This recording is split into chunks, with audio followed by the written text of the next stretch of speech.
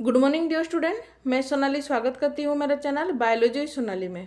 तो आज हम देखेंगे बीएससी सेकेंड सेमेस्टर का कोर पेपर 4 जो है सेल बायोलॉजी, जिसमें कि यूनिट 1 का और एक नया टॉपिक जो कि यूकैरियोटिक सेल। तो यहाँ पर हम लोग बेसिकली एनिमल सेल के बारे में ही डिस्कशन करेंगे।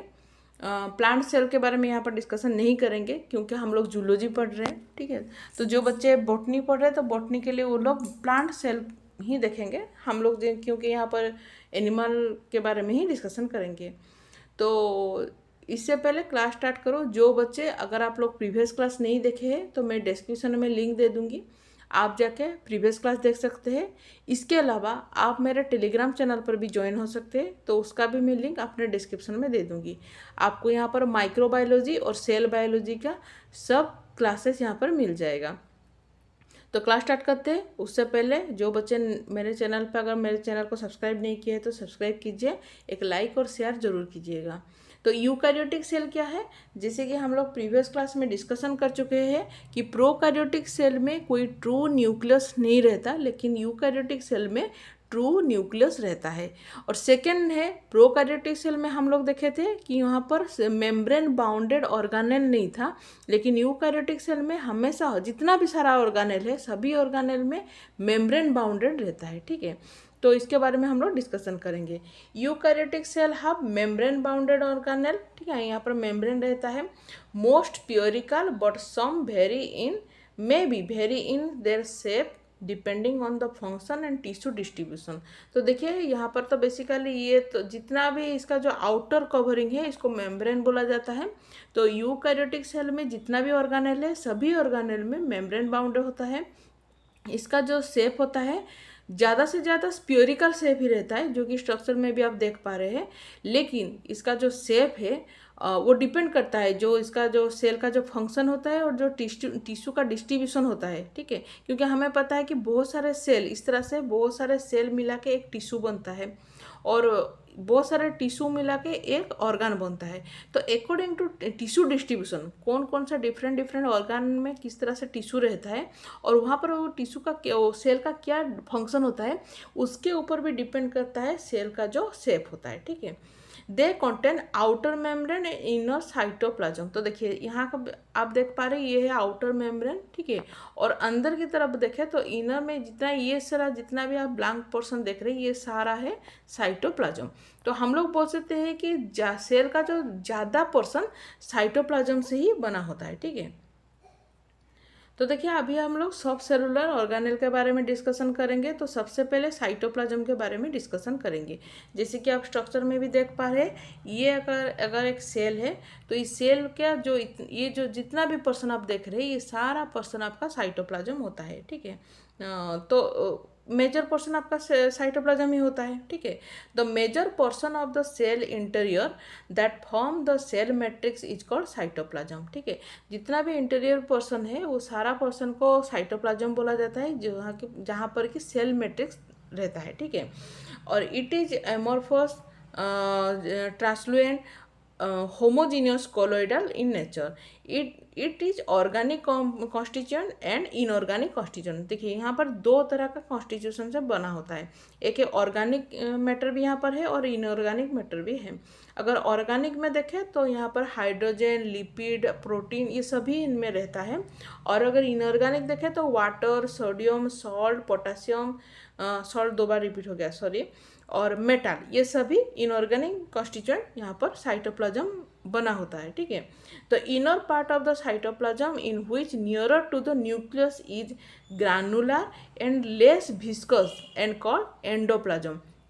तो अगर क्लोजली देखें तो जो इनर पार्ट है, मिडिल पार्ट जहाँ पर न्यूक्लियस रहता है, तो वो पोर्शन क्या होता है थोड़ा सा कम विस्कस रहता है और वहाँ पर ज़्यादा ग्रानुलर रहता है और उसको एंडोप्लाज्म भी बोला जाता है, ठीक है। तो cytoplasm store many enzyme require for metabolic pathway. तो अब हमें भी पता है कि साइटोप्लाज्म में बहुत सारे एंजाइम रहता है जिसका कि मेन काम है जो भी मेटाबॉलिज्म होता है उसके लिए वो मेनली फंक्शन करते हैं, ठीक है। अच्छा, ये एक साइट है प्रोटीन सिंथेसिस का, ये मेन आपको याद रखना है। इसका अगर फंक्शन देखें तो ये मेनली प्रोटीन सिंथेसिस में बहुत मदद करता है, ठीक है। फिर नेक्स्ट है न्यूक्लियस। न्यूक्लियस है जो मिडिल में आप देख रहे हैं एक स्ट्रक्चर होता है जिसको कि हम लोग न्यूक्लियस बोलते हैं, ठीक है। यहाँ पर आप स्ट्रक्चर में भी देख पा रहे हैं। तो यहाँ पर ये जो मिडिल में ये टोटल पोर्शन को न्यूक्लियस बोला जाता है, ठीक है। तो देखिए nucleus is a more or less spherical organelle located almost in the centre of the cell, ठीक है। सेंटर पोर्शन में यहाँ पर आप देख पा रहे हैं न्यूक्लियस यहाँ पर प्रेजेंट है, ठीक है। सॉरी, यहाँ पर देख पा रहे हैं कि सेल का जो सेंटर पोर्शन है वहाँ पर न्यूक्लियस है। और अगर इस न्यूक्लियस को हम लोग थोड़ा सा एनलार्ज करके देखें तो देखिए न्यूक्लियस में क्या क्या होता है रहता है, ये सारा न्यूक्लियस का कॉन्स्टिट्यूशन है, ठीक है। The nucleus is enveloped bye double membrane structure. यहाँ पर दो डबल लेयर से बना होता है न्यूक्लियस, कॉल्ड न्यूक्लियर एनवेलप, उसको न्यूक्लियर एनवेलप बोला जाता है। जहाँ पर कि एक स्मॉल होल भी रहता है कॉल्ड न्यूक्लियर पोर। और ये जो एनवेलप होते हैं और डबल मेम्ब्रेन होता है, मेम्ब्रेन में छोटा छोटा सा होल रहता है जिसको कि न्यूक्लियर पोर बोला जाता है। Nuclear pore content protein granule, और इसी जो न्यूक्लियर पोर रहता है वहाँ पर प्रोटीन ग्रैनुल सब प्रेजेंट रहता है। The inner membrane has a leaf like structure called nuclear lamina, ठीक है। न्यूक्लियर लामिना रहता है which is a network of fibre, ठीक है। The outer membrane of the envelope is anchor to another organelle called rough endoplasmic reticulum which is attached to the smooth endoplasmic reticulum। ये हम लोग next में पढ़ेंगे endoplasmic reticulum के बारे में। तो यहाँ पर देखिए न्यूक्लियस का जो बाहर का पोर्शन है, जो आउटर लेयर होता है, आउटर लेयर एंडोप्लाज्मिक रेटिकुलम के साथ अटैच होता है। किस तरह से एंडोप्लाज्मिक रेटिकुलम? देखिए दो तरह का एंडोप्लाज्मिक रेटिकुलम है, एक है रॉफ एंडोप्लाज्मिक रेटिकुलम और एक है स्मूथ एंडोप्लाज्मिक रेटिकुलम। तो जो न्यूक्लियस का जो बाहर का जो मेम्ब्रेन होता है वो रॉफ एंडोप्लाज्मिक रेटिकुलम के साथ अटैच होकर रहता है, जहाँ ये आप स्ट्रक्चर में भी देख पा रहे हैं, ठीक है। ये आप स्ट्रक्चर में देख पा रहे हैं, देखिए, ठीक है। ये आप स्ट्रक्चर में देखिए रॉफ एंडोप्लाज्मिक रेटिकुलम, ये जो कि न्यूक्लियस के साथ अटैच है, और उसके बाहर जो स्मूथ एंडोप्लाज्मिक रेटिकुलम अटैच होकर रहता है, ठीक है। तो इस तरह से कुछ स्ट्रक्चर होता है, ठीक है। A small spherical structure called nucleolus is present in the nucleus in which the nucleic acid are stored। तो यहाँ पर एक छोटा सा आप न्यूक्लियोलस भी देख पा रहे हैं, ये स्ट्रक्चर में आप देख पा रहे हैं। ये देखिए न्यूक्लियस के अंदर एक छोटा सा न्यूक्लियस लॉस रहता है। न्यूक्लियोलस का काम क्या है? बेसिकली उसी में ही जितना सारा जेनेटिक मटेरियल रहता है, ठीक है, जिसमें कि न्यूक्लिक एसिड रहता है, डीएनए, आरएनए, ये सब स्टोर होकर रहता है, ठीक है। नेक्स्ट है एंडोप्लाज्मिक रेटिकुलम। अभी थोड़ी देर पहले बोली थी कि रॉफ एंडोप्लाज्मिक रेटिकुलम और स्मूथ एंडोप्लाज्मिक रेटिकुलम जो कि न्यूक्लियस के साथ मतलब अटैच होकर रहता है, ठीक है। The endoplasmic reticulum is highly convoluted membranous sac form of interconnected tubule. Almost 50% of cell membrane is contributed by endoplasmic reticulum. It is continuous with the outer membrane of the nucleus, जो कि अभी nucleus में हम लोग discussion करें। और endoplasmic reticulum में भी स्मूथ हो सकता है या फिर रॉफ होता है। तो स्मूथ एंडोप्लाज्मिक रेटिकुलम और जो रॉफ होता है उसको रॉफ एंडोप्लाज्मिक रेटिकुलम बोला जाता है। तो यहाँ पर देखिए ये एक स्ट्रक्चर है जहाँ की न्यूक्लियस है आउटर मेम्ब्रेन में दोनों लगे हैं, ठीक है। लेकिन यहाँ पर याद रखिए जो रॉफ एंडोप्लाज्मिक रेटिकुलम है उसके साथ राइबोसोम अटैच होकर रहता है, और ये है smooth endoplasmic reticulum. Sorry, next देखेंगे गोल्गी कॉम्प्लेक्स, ठीक है। Golgi complex is associated with tiny membranous vesicle called Golgi vesicle, ठीक है। तो ये गोल्गी वेसिकल देखिए यहाँ पर, देखिए यहाँ पर स्ट्रक्चर में आप देख पा रहे हैं, ठीक है। यहाँ पर वेसिकल सारा है और यहाँ पर उसके साथ गोल्गी कॉम्प्लेक्स उसके साथ अटैच होकर रहता है, ठीक है। The function of Golgi complex is intracellular transport of macromolecule such as lipid, protein और कार्बोहाइड्रेट। तो दो सेल के अंदर जो ट्रांसपोर्ट होता है, ठीक है, माक्रो मोलिकुल ट्रांसपोर्ट। सोचिए ये एक सेल है और ये एक सेल है, दोनों के अंदर क्या होता है, मैक्रोमोलिक्यूल ट्रांसपोर्ट होता है, जैसे कि लिपिड हो, प्रोटीन हो, कार्बोहाइड्रेट हो, ये सभी, ठीक है। तो मेनली उस गोल्गी कॉम्प्लेक्स का ही ये काम है कि वो एक सेल से दूसरा सेल को ट्रांसपोर्ट कर सके, ठीक है। अब फिर से, अच्छा सॉरी, नेक्स्ट है लाइजोजोम। तो ये है लाइजोसोम, देख रहे हैं, जिसमें कि लिपिड लेयर रहता है, जिसके बाहर मेम्ब्रेन ट्रांसपोर्ट प्रोटीन रहता है, और अंदर रहता है हाइड्रोलिक एंजाइम मिक्सचर रहता है, ठीक है। तो ये है लाइजोसोम का स्ट्रक्चर। तो देखिए, lysosome are tiny, irregular and nearly spherical vesicle. It is a storehouse of hydrolytic enzyme, ठीक है, कलेक्टिवली कॉल्ड हाइड्रोलेज, जिसको कि हम लोग हाइड्रोलेज भी बोलते हैं, ठीक है।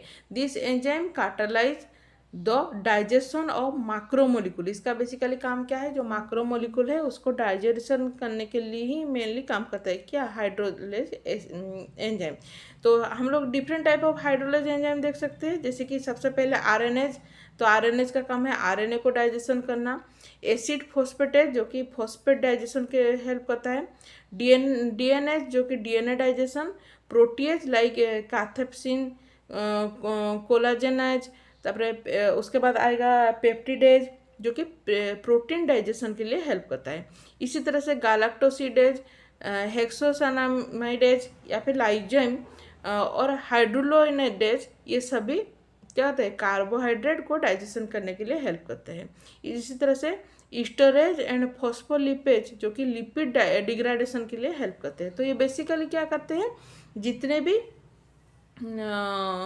बेसिकली जितने भी कार्बोहाइड्रेट हो या फिर जो भी डाइजेशन के लिए मेनली ये लोग काम करते हैं, ठीक है।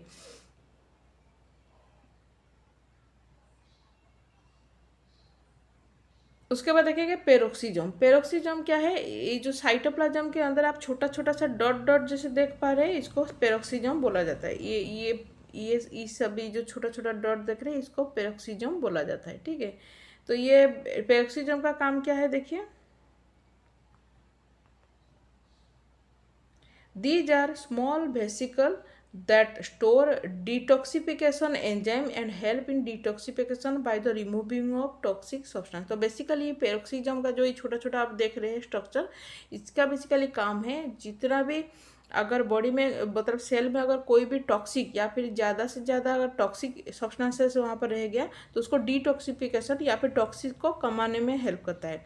फॉर एग्जांपल काटालेज या फिर तो कैट, जो कि डिटॉक्सिफिकेशन करता है, किसको, हाइड्रोजन पेरोक्साइड को डिटॉक्सिफाई करता है। अगर सेल के अंदर ज़्यादा हाइड्रोजन पेरोक्साइड का मात्रा बढ़ जाए तो उसको कंट्रोल में लाता है, ठीक है। तो ये डिटॉक्सिफिकेशन करने के लिए हेल्प करता है।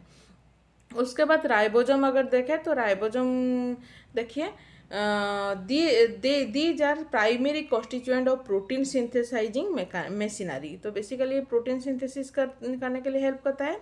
Ribosome can exist in a single unit associated with endoplasmic reticulum, जिसको कि मोनोजोम बोला जाता है, ठीक है। यहाँ पर आप स्ट्रक्चर देख रहे हैं, एक राइबोसोम या फिर सिंगल यूनिट अगर एंडोप्लाज्मिक रेटिकुलम के साथ अटैच होकर रहता है तो उसको मोनोजोम बोला जाता है। वहीं पर अगर बहुत सारे राइबोसोम, यहाँ पर देखिए बहुत सारे राइबोसोम एंडोप्लाज्मिक रेटिकुलम के साथ अटैच होकर रहता है, उसको बोला जाता है पॉलीजोम बोला जाता है। तो देखिए, अभी थोड़ी देर पहले भी बोली थी कि रॉप एंडोप्लाज्मिक रेटिकुलम के साथ ही राइबोसोम अटैच होकर रहता है, ठीक है। ये स्मूथ एंडोप्लाज्मिक रेटिकुलम के साथ अटैच होकर नहीं रहता है। तो इसका राइबोसोम का जो नंबर है उसके ऊपर भी डिपेंड करता है। एक है, अगर सिंगल यूनिट एसोसिएट होता है तो मोनोजोम, अगर मल्टीपल यूनिट एसोसिएट होता है तो उसको बोला जाता है पॉलीजोम बोला जाता है, ठीक है। Monosome mediate in the synthesis of secretory protein and polysome mediate in the synthesis of cytosolic protein. तो देखिए, बेसिकली मोनोजोम का काम है, अगर इसका देखा तो ये बेसिकली सिक्रिटोरी प्रोटीन सिंथेसिस करता है, लेकिन वहीं पर अगर देखें तो पॉलीजोम का काम है साइटोसोलिक प्रोटीन सिक्रीशन में हेल्प करता है या फिर सिक्रीशन में हेल्प करता है, सॉरी सिंथेसाइज में हेल्प करता है, ठीक है। नेक्स्ट देखते हैं माइटोकॉन्ड्रिया। तो देखिए, mitochondria is a powerhouse of the cell. इसको याद रखिए, बहुत बार इसमें आपका शॉर्ट क्वेश्चन भी आता है। Mitochondria responsible for respiration of cell and energy production. It has an envelope and double membrane. ठीक है, इसमें ये एक इसका डबल मेम्ब्रेन ये होता है।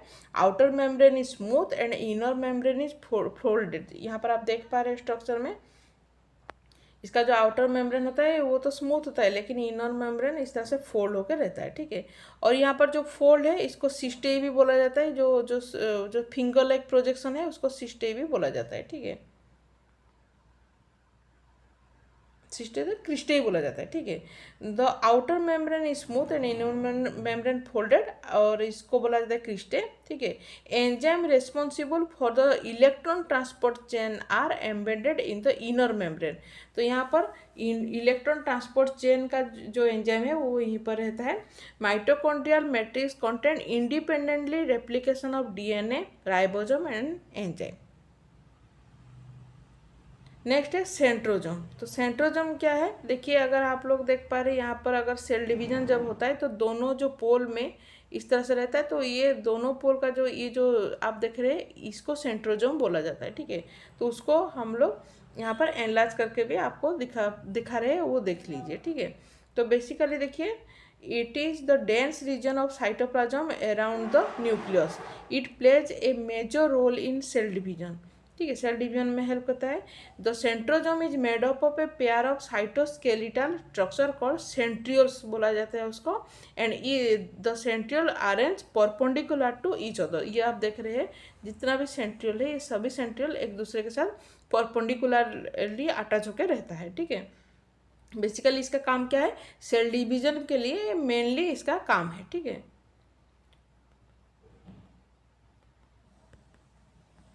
उसके बाद है वैक्यूल। वैक्यूल क्या है, यहाँ पर आप देख पा रहे हैं कि इस स्ट्रक्चर में एक छोटा सा आपको इस तरह से दिख रहा है, इसको वैक्यूल बोला जाता है, या फिर इसको गैस वैक्यूल भी बोला जाता है। Vacuole are hollow sphere that are spherical and irregular in shape. The space of vacuole is filled with cell liquid. तो जितना भी वैक्यूल है इस वैक्यूल में सेल लिक्विड बहुत रहता है।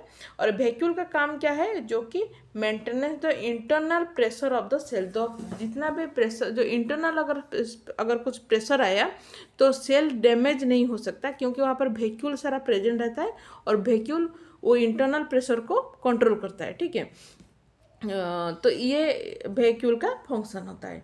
तो ये हो गया आपका, सॉरी आज बार बार यही हो रहा है। अच्छा, ये हो गया आपका जो यूकैरियोटिक सेल था उसके बारे में मैं आपके साथ डिस्कशन की। नेक्स्ट क्लास में हम लोग यूकैरियोटिक सेल का जो मेम्ब्रेन है उसके बारे में हम लोग डिस्कशन करेंगे। आज के लिए इतना ही। Thank you, bye bye.